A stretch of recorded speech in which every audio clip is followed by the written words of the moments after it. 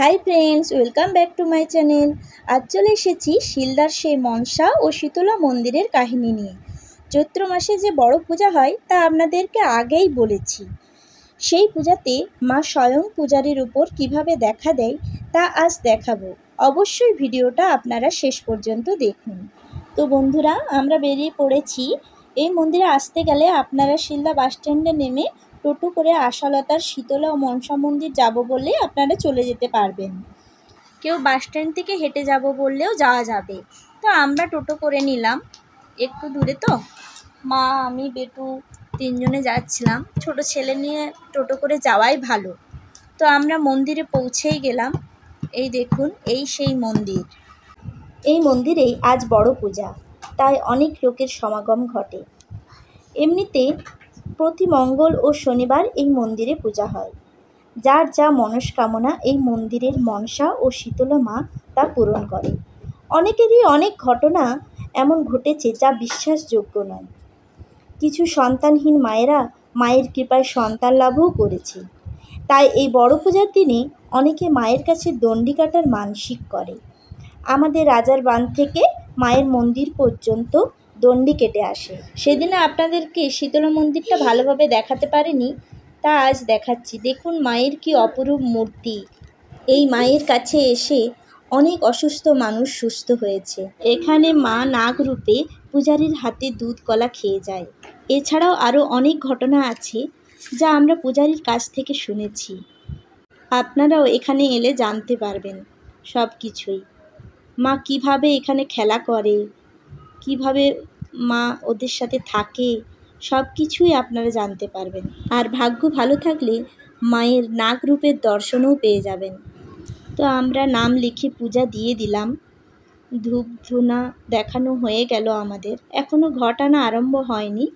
ঘট আনার সময় আপনারা যদি দেখেন অবাক হয়ে যাবেন। ভিডিওটা অবশ্যই শেষ পর্যন্ত দেখুন, কেউ স্কিপ করে করে যাবেন না, তাহলে বুঝতে পারবেন না।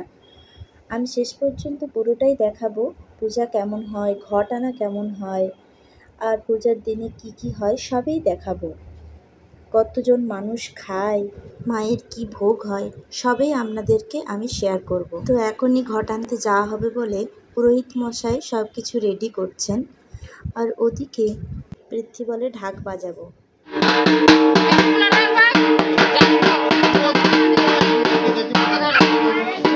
ওর হয়ে গেল বাজানো। ওকে দেখে আমারও মায়ের মন্দিরে ইচ্ছা করলো ঢাক বাজাতে। তাই ঘট আনার সময় আমিও একটু ঢাক বাজালাম। অনেকদিন বাজাইনি তো, অভ্যাসও চলে গেছে। তাও দেখি একটু চেষ্টা করে কেমন হয় মায়ের মন্দিরে। চলুন দেখুন আমার বাজানো কেমন হচ্ছে। কমেন্টে কিন্তু অবশ্যই জানাবেন।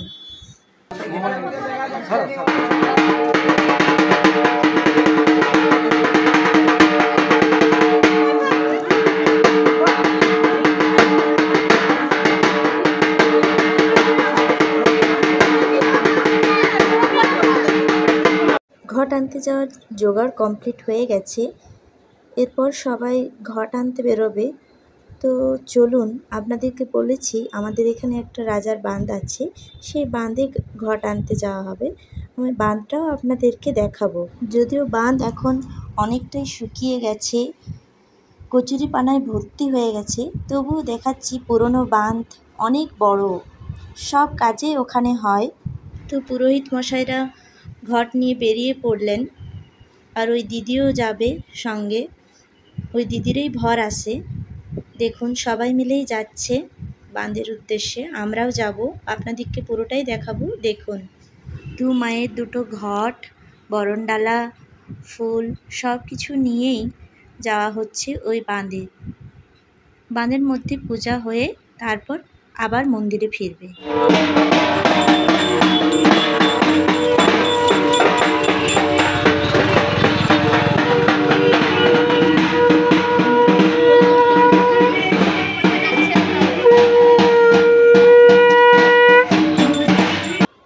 আমরা বাঁধে পৌঁছে গেছি।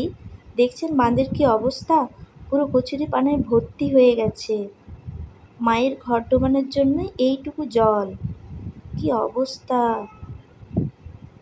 আমার তো দেখেই কেমন লাগছে। আগে বাঁধটা কি সুন্দর ছিল, কত মানুষ স্নান করত। একদিকে রাজার ঘাট ছিল, একদিকে রানীর ঘাট। সেই রাজার ঘাটে ছেলেরা স্নান করত আর রানীর ঘাটে মেয়েরা। আমরাও এসেছি ছোটবেলায়। আর এখন এইটুকু জল, ওই জলেই মাকে স্নান করিয়ে নিয়ে যাওয়া হচ্ছে ঘট, পুজো হচ্ছে। দেখুন, আমি সবেই দেখাচ্ছি দূর থেকে। এরপর ঘট নিয়ে যাওয়া হবে, ঘট ডোবানো হয়ে গেছে। আমরা মন্দিরের দিকে রওনা দেব। রাস্তার মধ্যেই ওই দিদির ঘট চলে আসে, আপনারা পুরোটা দেখবেন।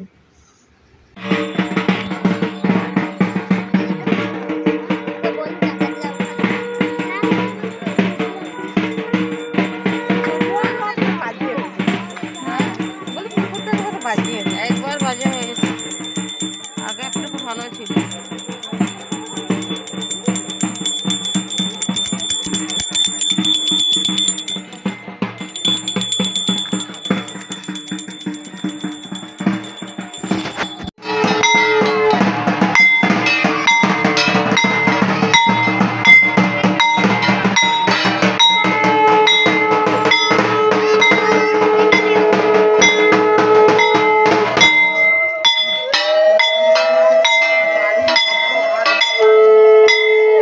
এটা একটা কালী মন্দির। সেই মন্দিরে মাকে একবার প্রবেশ করানো হলো, তারপর আবার মায়ের মন্দিরে নিয়ে যাওয়া হবে।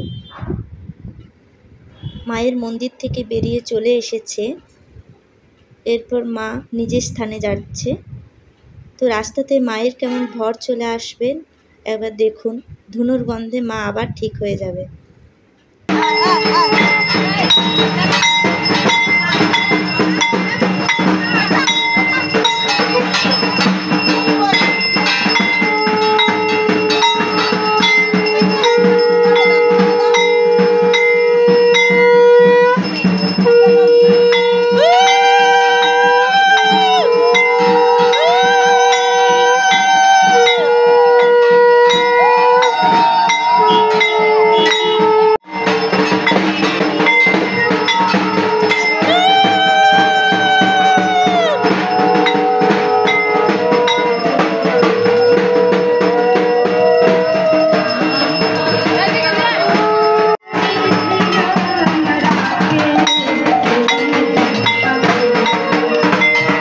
মায়ের ঘট মন্দিরে চলে এসেছে।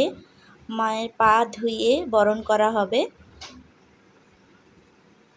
তিনজনকে পা ধুইয়ে দেবে, পা ধুয়ে দিয়ে বরণ করে মায়ের মন্দিরে নিয়ে যাওয়া হবে। মন্দিরে প্রবেশ করার পরেই আপনারা স্বয়ং মাকে দর্শন করতে পারবেন। দেখুন কি হয়, মন্দিরে মা প্রবেশ করছে।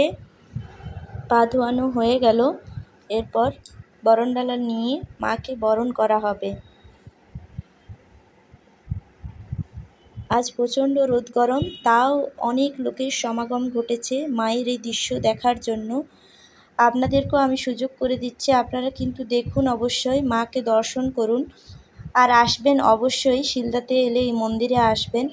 আপনাদের যার যা মনস্কামনা আছে মাকে বলবেন, দেখবেন অবশ্যই পূরণ হবে।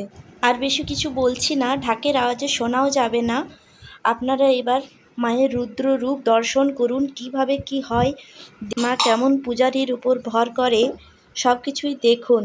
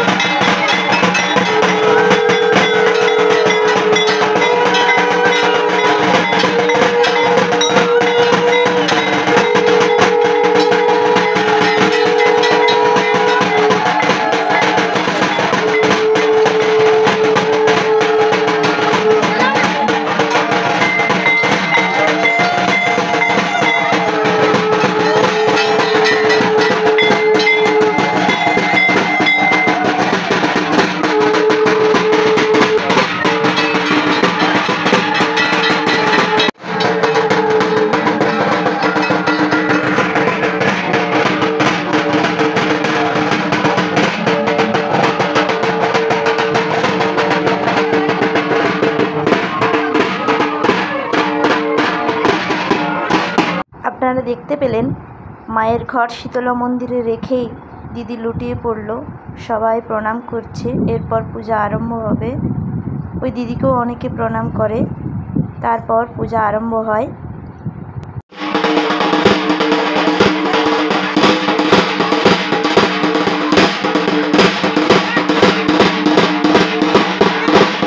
পূজা আরম্ভ হয়ে গেল। এইদিকে দেখাই মায়ের কি ভোগ হয়। মায়ের খিচুড়ি ভোগ হয়, আর তার সাথে তরকারি, আলু পোস্ত আর কুমড়া পুঁইডাঁটা দিয়ে তরকারি হয়, চাটনি। মাকে প্রসাদ দেওয়া হয়। ওই ভোগেই আবার হাজার হাজার মানুষ বিকালে খেতেও আসে। ওই জন্য সকাল থেকেই সবজি কাটা আরম্ভ হয়ে যায়। অনেকেই সবজি কাটে, মেয়েরাও কাটে, আবার ছেলেরাও কাটে। আমার মাও ওদেরকে হেল্প করে দিচ্ছিল। পৃথ্বী তো মায়ের কাছেই বসে আছে, আপনারা দেখতেই পাচ্ছেন। অনেক সবজি কাটা, অনেকেই হেল্প করে। বাড়ির যে যার বটির নিয়ে এসে মায়ের ভোগের জন্য সবজি কাটে সবাই।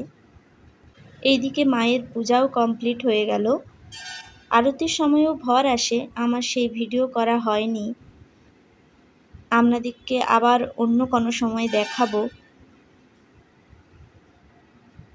সবাই এবারে প্রসাদ নিতে এসেছে, একে একে প্রসাদ নিয়ে বাড়ি যাচ্ছে। বিকালে আবার খাওয়া দাওয়া হবে, সবাই খিচুড়ি খেতে আসবে। তো এখন প্রসাদ বিতরণ হচ্ছে, আমাদেরও প্রসাদ নেওয়া হয়ে গেছে। আমরাও বাড়ির দিকে রওনা দেব। মায়ের এই পূজা আপনাদের কেমন লাগলো আপনারা কিন্তু কমেন্টে অবশ্যই জানাবেন।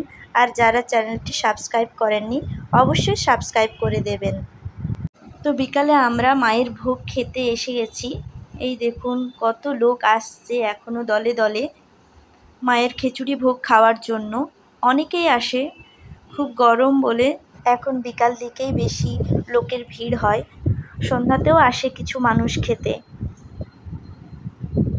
তো আমরা বসে পড়েছি। এই দেখুন মা, বেটু, আমি তিনজনেই বসে পড়েছি। আমি দেখাচ্ছি ভোগটা কত সুন্দর হয়, খেতেও খুব সুস্বাদু হয়। তারপর মাকে প্রণাম করে আমরা আবার বাড়ি ফিরলাম।